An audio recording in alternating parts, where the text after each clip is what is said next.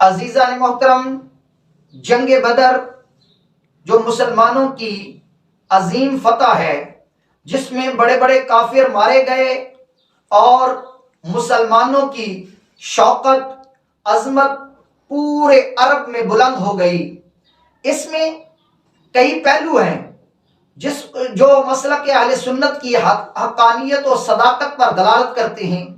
اس میں ایک پہلو حضور علیہ السلام کے تکوینی اور تشریعی اختیارات کا ہے۔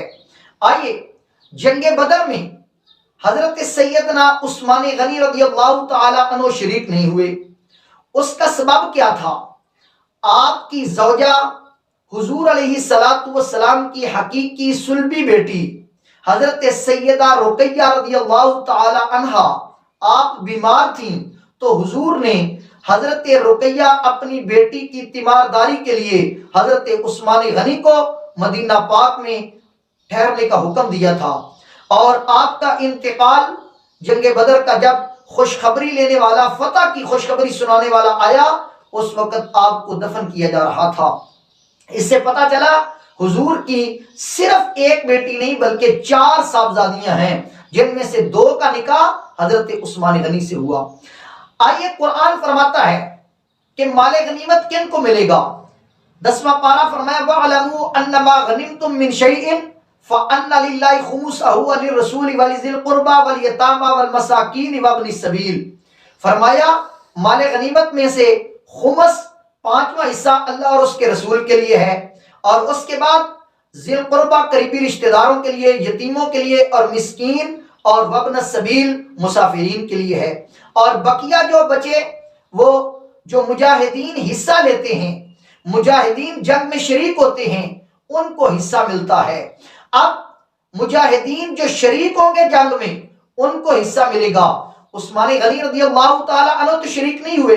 صحیح بخاری شریف، سنن ابی داود شریف میں موجود ہے، حضور علیہ السلام نے جب مال غنیمت تقسیم فرمایا تو جس طرح ہر مجاہد جو شریک تھا جنگ میں، اس کو جتنا حصہ ملا، اس کے برابر اتنا حصہ حضور نے حضرت سیدنا عثمان غنی رضی اللہ تعالی عنہ کو عطا فرمایا، اور کسی صحابی نے اعتراض نہیں کیا کہ یا رسول اللہ، قرآن تو فرماتا ہے جو حاضرین جنگ ہوں ان کو مال غنیمت کا حصہ ملے گا، آپ سیدنا عثمان غنی جو شریک نہیں ہوئے ان کو عطا فرما رہے ہیں۔ کیوں؟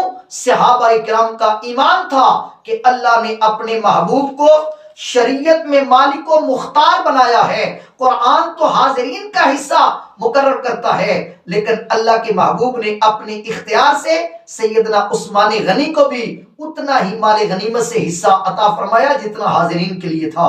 اور دوسرا اس چیز کا پہلو کہ لوگ آنے والے وقت میں کہہ سکتے تھے بدر میں شامل ہونے والوں کی بڑی فضیلت ہے، لیکن عثمان غنی اس میں شریک نہیں۔ حضور نے ثواب میں بھی عثمان غنی کو بدری صحابہ میں شریک فرمایا، اور مال غنیمت سے بھی اتنا ہی حصہ عطا فرمایا۔ پتہ چلا حضور شریعت میں مالک و مختار ہیں۔ اسی جنگ میں ایک صحابی حضرت عکاشہ رضی اللہ تعالی عنہ، آپ کی تلوار ٹوٹ جاتی ہے، حضور کی بارگاہ میں سائل بن کر حاضر، یا رسول اللہ میری تلوار ٹوٹ گئی۔ حضور نے چھڑی عطا فرمائی۔ جب وہ چھڑی لے کر عکاشہ دشمن پر وار کرتے ہیں تو پہلے چھڑی تھی، جب دشمن پر لہرائی تو وہ تلوار بن جاتی ہے۔ یہ رسول اللہ صلی اللہ علیہ وسلم کی عظمت اور تکوینی اختیارات کی دلیل ہے۔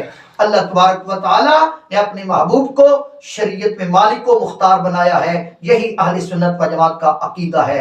اللہ عمل کی توفیق